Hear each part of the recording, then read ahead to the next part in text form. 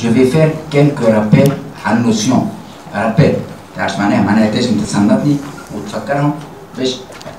C'est des notions qui sont valables pour tout le métabolisme, glucidique, lipidique, c'est des notions générales. Je vais vous faire un rappel, et normalement, ça va vous faciliter la compréhension des différents cours les pas. Donc, je vais donner quelques généralités à le métabolisme ou à la notion d'énergie libre. À titre comme l'énergie libre avant de démarrer le cours de la glycolyse. Je vais vous faire un valable pour tout le cours du métabolisme. Pour nous, peut-être un sitôt, j'en sais rien. Alors, je vais redéfinir le métabolisme. Le métabolisme, l'ensemble des mécanismes par lesquels les organismes consomment, produisent de la matière et de l'énergie. D'accord? Lors de la synthèse ou la dégradation des biomolécules, la synthèse et l'anabolisme, ou la dégradation et le catabolisme. N'est-ce pas le cours on va essayer de vous donner une vue d'ensemble. De la façon avec laquelle les molécules, qui ont des molécules, le métabolisme, عندكم 4 grandes classes de molécules, باش نركزوا على 3. عندكم glucides, acides aminés, peptides, protéines, lipides ou les acides nucléiques. Le métabolisme, surtout d'un point de vue énergétique, باش نركز على 3 الأولانيين glucides, lipides, protéines, parce que les acides nucléiques n'ont pas le métabolisme ne libère pas beaucoup d'énergie libre ou n'est pas utilisé d'un point de vue énergétique. C'est plus des molécules qui interviennent dans l'information, l'ADN ou l'ARN ou l'expression de l'information génétique. Mais le métabolisme énergétique. D'accord? En gros, si je résume, comme des macromolécules, souvent des polymères, protéines, polysaccharides, triglycérides, acides nucléiques, qui vont être dégradés en molécules simples en libérant de l'énergie, avec le catabolisme. L'organisme peut faire, au contraire, resynthétiser les protéines ou les glucides ou les lipides, et à ce moment-là, ça va consommer de l'énergie. L'énergie, elle intervient essentiellement sous forme d'ATP, mais ce n'est pas la seule forme. D'accord? On a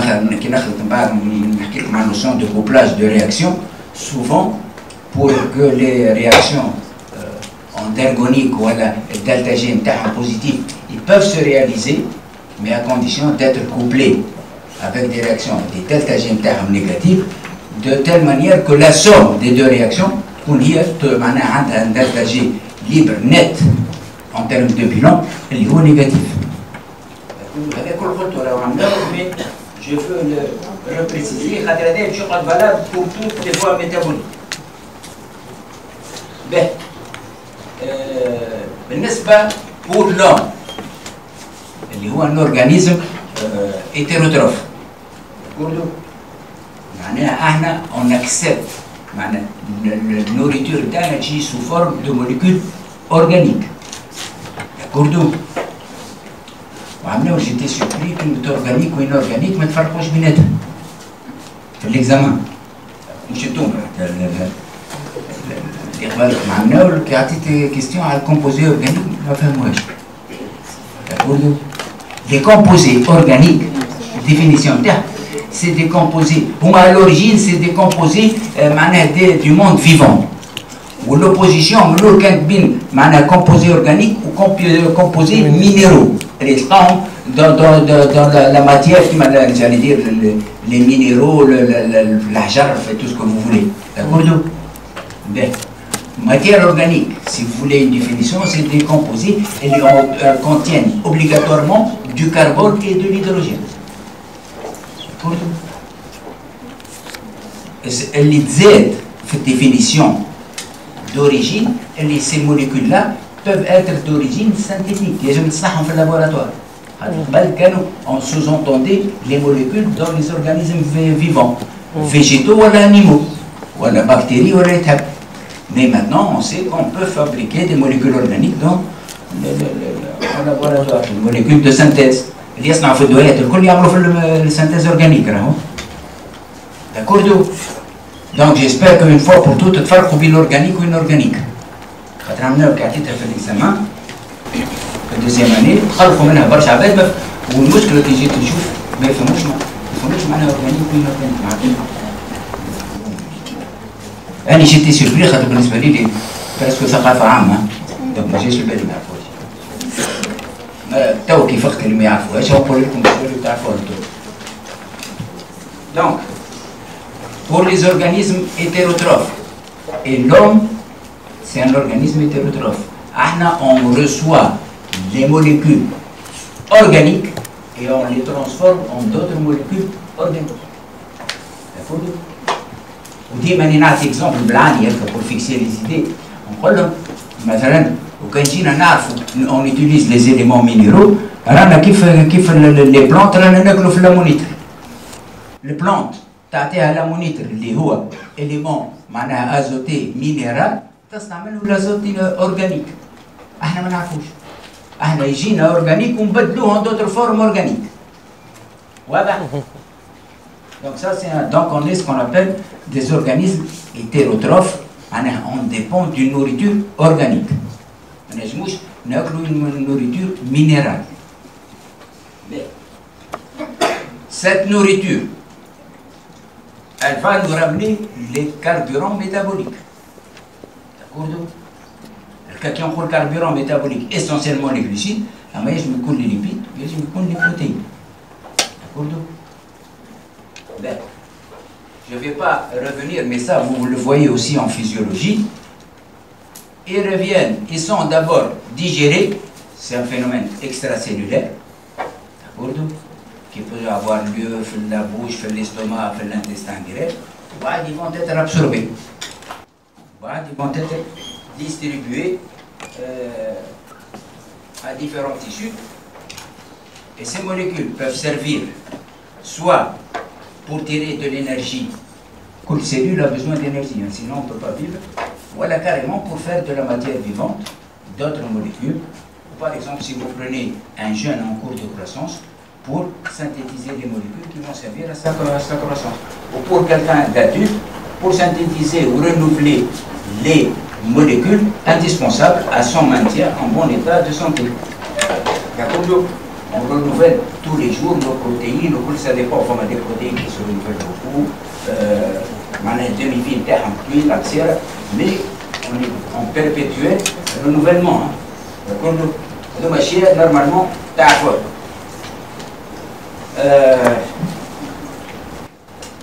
Pour la nourriture, ça je vous l'ai dit, il faut essentiellement 4 types de molécules. Lipides, glucides, protéines, acides nucléiques. Et on parle essentiellement. Les éléments minéraux.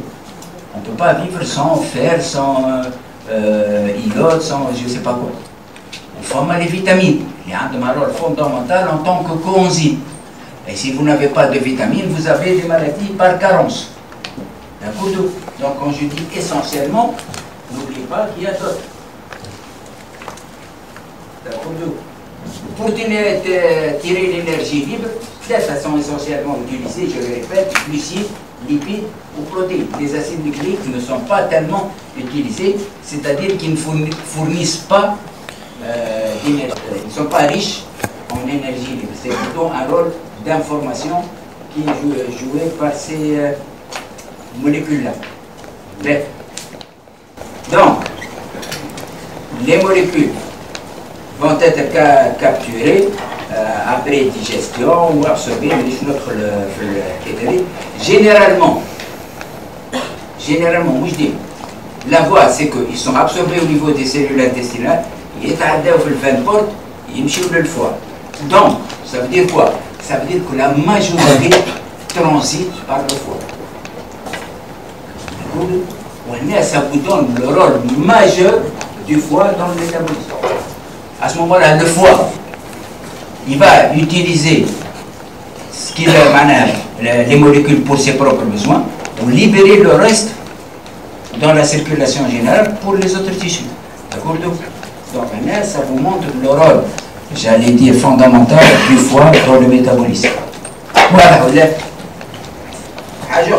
Il y a des cellules, tissus qui sont spécialisés dans le stockage.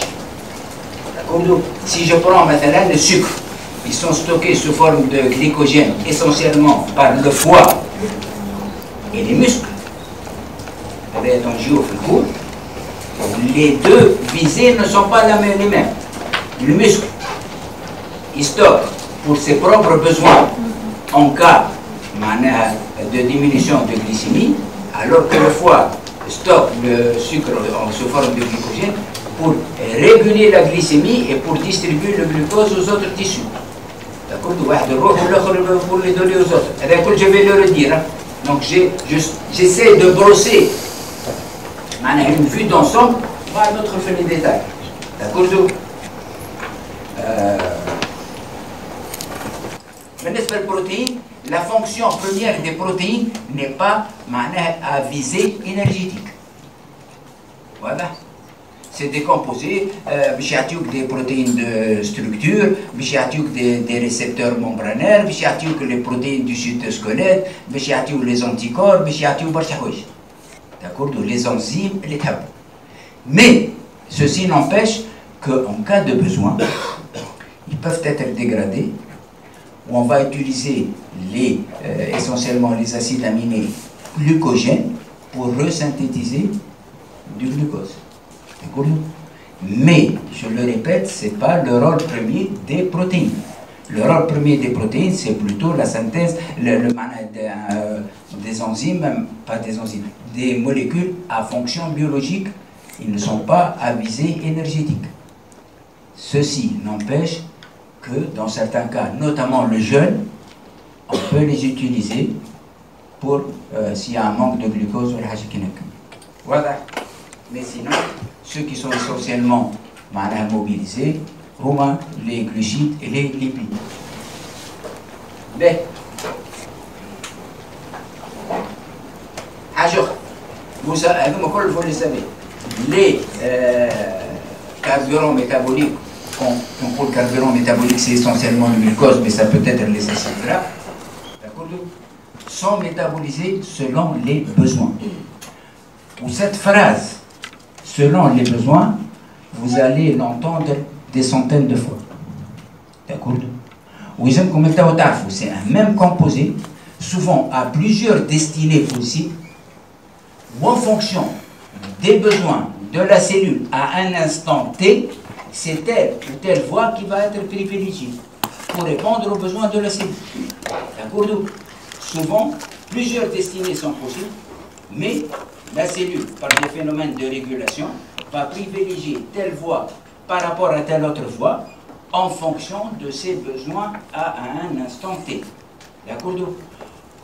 Voilà, je profite de dire une chose. Quand on enseigne le cours, on est obligé de dire premier chapitre, deuxième chapitre, glycolyse, néoglycogénèse, bêta-oxydation.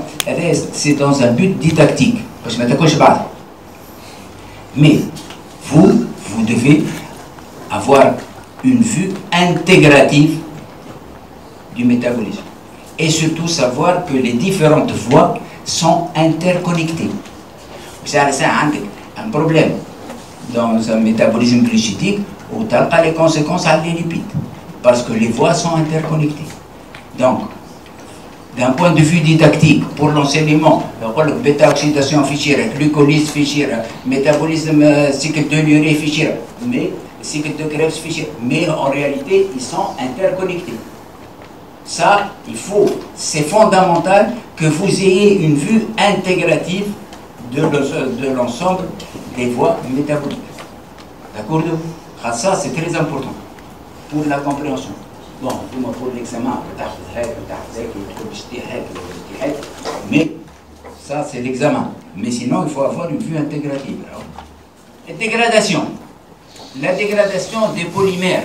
Les polymères, généralement, les molécules à visée énergétique, nous viennent sous forme de polymères. Il y a ma polysaccharides ou la protéine qui sont en polymère de acide aminé. Le terme polymère est impropre. Les triglycérides, ce n'est pas tellement un polymère. D'accord? Ce qu'il faut savoir, c'est que la dégradation, souvent, se fait par un processus hydrolytique, c'est-à-dire se fait par hydrolyse, avec intervention de l'eau, pour couper une protéine en différents acides aminés.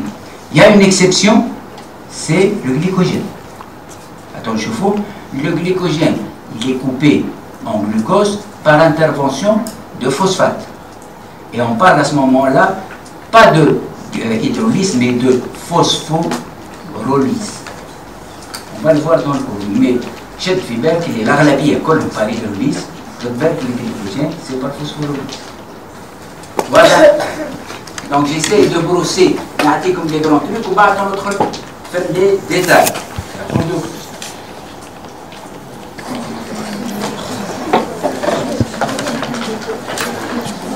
Mais,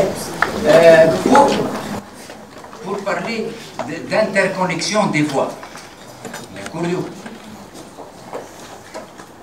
ناخذ مثلا الكور اللي شفتوه à titre d'exemple. ناخذ la glycolyse. Ben, la glycolyse, vous sortez du glucose 6 carbone, vous allez au glycéraldéhyde 3 phosphate 3 carbone, vous finissez par le pyruvate. D'accord? بعد pyruvate باش يعطي مرات ولا باش يعطي acétyl CoA, aérobie, anaérobie. Ben, certains intermédiaires peuvent aller vers d'autres voies. Le glycéraldéhyde 3 phosphate, vous allez le voir, peut aller vers la synthèse du glycérol. Et les badiatiques, les triglycérides. D'accord? Le pyruvate, مثلا. Le pyruvate, يلزمكم تشدوه une fois pour toutes. Le pyruvate par transamination, يعطي l'alanine. D'accord? Donc, il y a comme un lien avec le métabolisme des acides aminés. D'accord? Le pyruvate, أنتم تعرفوا العكس، تعرفوا الديكربوكسيلاسيون، تعطي l'acétyl CoA. أما الكربوكسيلاسيون donc تشوفوها اليوم تعطي l'oxaloacétate. Donc ça vous remet au niveau de cycle de Krebs.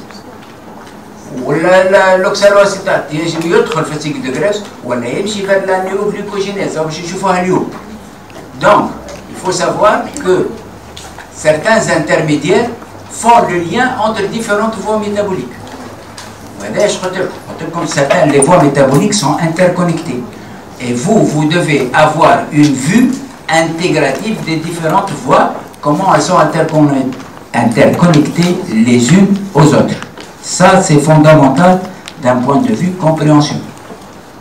D'accord? Je le répète, on est obligé, pour l'enseignement, de faire la glycolyse néoglucogénèse d'un point de vue didactique. Mais il faut, et ça c'est à la limite de votre travail, de voir les interconnexions. À chaque fois qu'il y a des interconnexions, je vais essayer de les donner.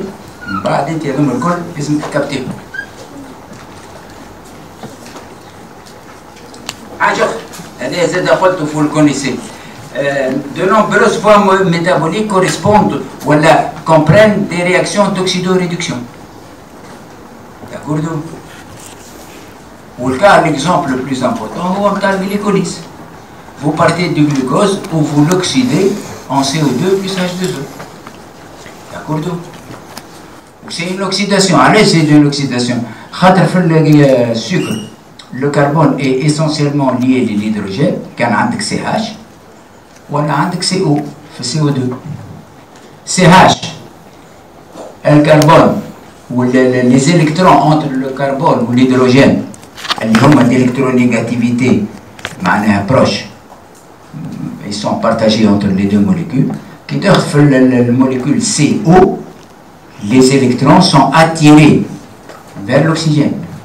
D'accord? La liaison n'est pas rompue, mais d'un point de vue électronique, c'est l'oxygène qui a récupéré les électrons, vu qu'il est beaucoup plus électronégatif. Et donc ça correspond à une oxydation, c'est une perte d'électrons, bien que la liaison est toujours là. ما تقصدش واضح ولا لا؟ اش بكم دختوا؟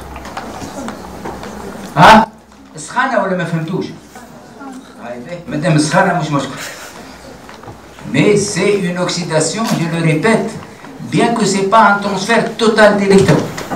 جبدوا ليلو. D'accord? Donc c'est une oxydation. Alors que les réactions de biosynthèse sont plutôt des réactions de réduction. Dégradation, c'est plutôt une oxydation. Ou la biosynthèse, c'est plutôt des réactions de réduction. متفاهمين؟ متفاهمين. باهي. شنو هما لي رومارك اخرين اللي قيدتهم ونحب نقولهم؟ ما تنساوش حاجة أخرى. Pour l'oxydoréduction, souvent, les électrons se déplacent ou le voyage d'un composé à un autre sous forme d'hydrogène, avec un proton. L'hydrogène, vous pouvez le considérer comme H++ électron. Avec comme on fait chaîne d'oxydation sylvaire. D'accord? Il ne faut pas l'oublier. Généralement, en biochimie ou en biologie, les réactions d'oxydation, il y a un fixie, un oxygène, ou vous retirez de l'hydrogène, alors que les réactions de réduction, à ce moment-là, vous fixez un hydrogène, ou alors vous retirez de l'oxygène. Vous allez les retrouver toujours les mêmes mécanismes. D'accord? C'est pour ça que j'ai tenu à faire ces rappels-là. Ça travaille partout. Bien. Les électrons peuvent être récupérés maintenant sous forme d'hydrogène par la NAD. Voilà la FAD. C'est ce qui arrive au cycle de Krebs. La NAD ou la FAD, il est réoxydé au niveau de la chaîne d'oxydation cellulaire avec production d'ATP. D'accord? La NAD oxydée très important parce qu'il redémarre la glycolyse. Bien.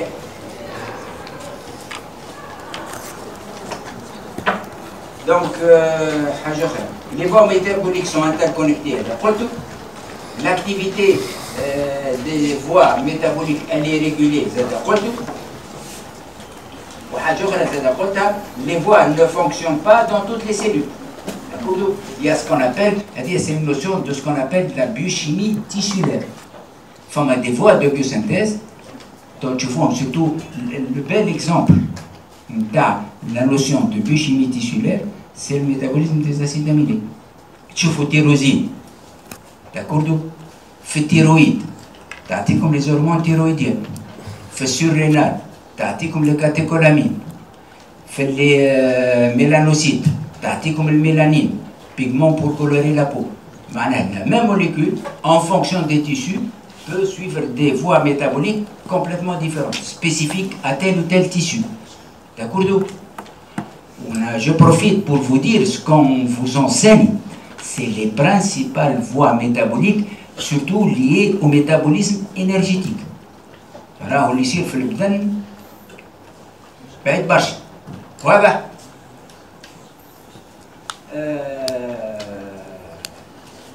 حاجة أخرى قلت لكم je l'ai dit aussi, le métabolisme humain dépend des vitamines ou une notion de la corrélation entre vitamines ou coenzymes ou certains enzymes. إذا ما عندوش coenzymes مش تعرفوهم هذوما الكل.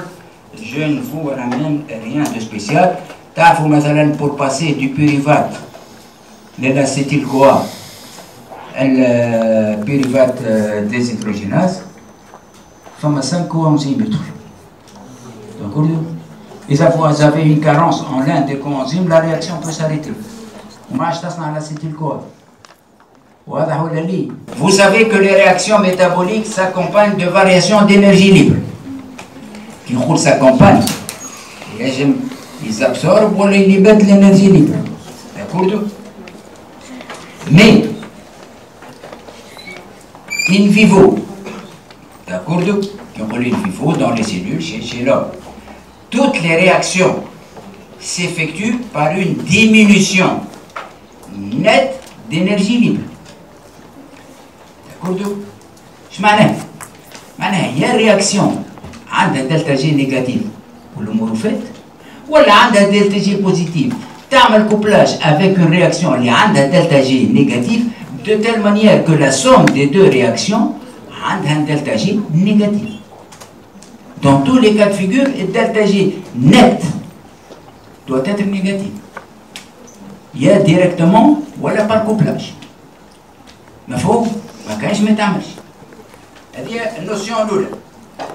باهي.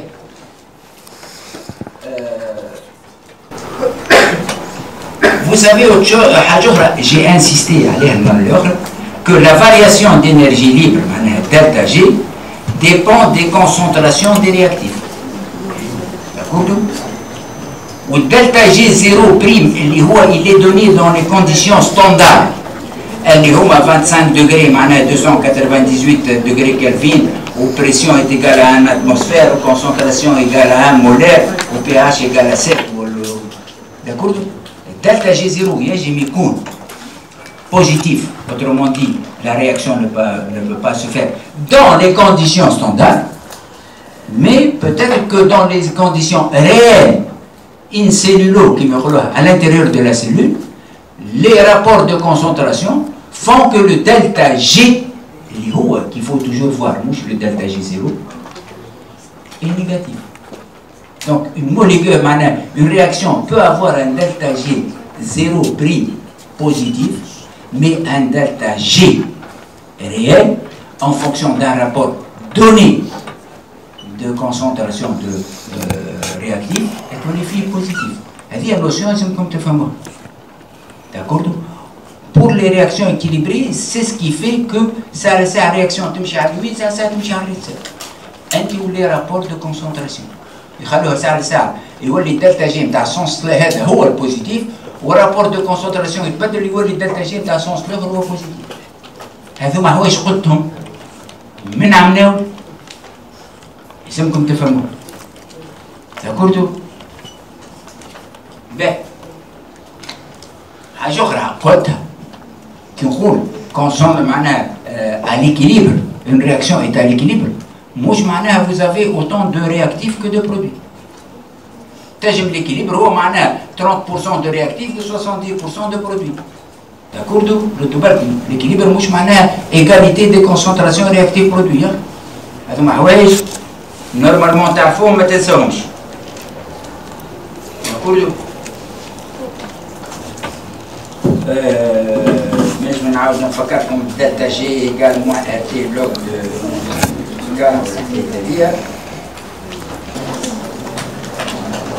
اللي قلتو اللي باش نعاود نقولو دلتا جي est le critère de spontanéité d'une réaction. مش دلتا جي 0'. D'accord? وهذه c'est une propriété des concentrations réelles à un instant T des réactifs. D'accord? Une réaction avec un delta G0' positif peut avoir un delta G négatif. Le rapport de concentration peut faire que delta G négatif. Sur laquelle j'ai insisté, fait l'enzimo, spontanéité d'une réaction, thermodynamiquement favorable avec un delta G négatif, ne signifie pas que la réaction est rapide. Rapidité, c'est une autre notion. Au terme l'enzyme, le métabolisme, souvent il y a intervention d'enzymes pour accélérer ou pour rendre les réactions rapides. D'accord? Favorable d'un point de vue thermodynamique, ça veut dire que la réaction va se faire. Mais ça ne préjuge en rien de la vitesse avec laquelle cette réaction se fera. Juste un mot au niveau de la régulation, on a dit comme elle pose, la régulation des voies métaboliques, mais se fait souvent dans les premières étapes, comme ce qu'on appelle les étapes clés, voilà les étapes limitantes. Et si vous regardez bien, généralement ce sont les étapes avec la plus grande variation d'énergie libre. D'accord? Qui sont les étapes régulées. Où tout de suite, fait néoglucogenèse, on va voir un cas de figure qui est les étapes qui sont régulées ou contrôlées, les étapes irréversibles, il y a avec un delta G le plus élevé. Voilà.